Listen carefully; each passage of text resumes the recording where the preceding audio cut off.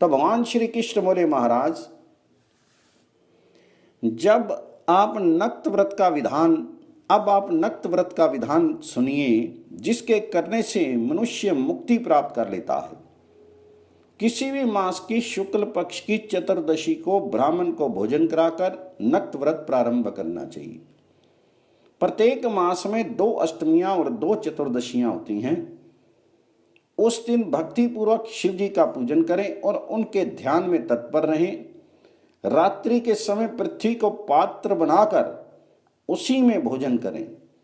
उपवास से उत्तम भिक्षा, भिक्षा से उत्तम आयाचित व्रत और आयाचित व्रत से उत्तम है नक्त भोजन।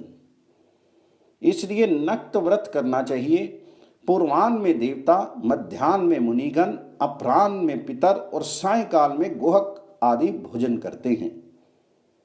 इसलिए सबके बाद नक्त भोजन करना चाहिए। नक्त व्रत करने वाला पुरुष नित्य स्नान, स्वल्प हविष्यन भोजन, सत्य भाषण, नित्य हवन और भूमि शयन करे। इस प्रकार 1 वर्ष तक व्रत करके अंत में घृत पूर्ण कलश के ऊपर भगवान शिव की मृतिका से बनी हुई प्रतिमा स्थापित करे।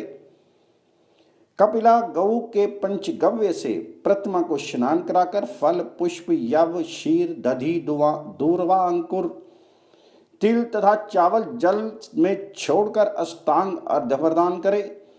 दोनों घुटनों को पृथ्वी पर रखकर पात्र को सिर तक उठाकर महादेव जी को अर्घ्य दे।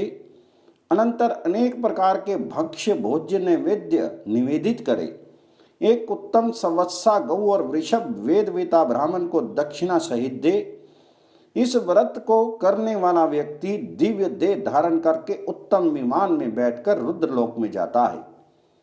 वहां 300 कोटि वर्ष पर्यंत सुख भोग कर इस लोक में महान राजा होता है।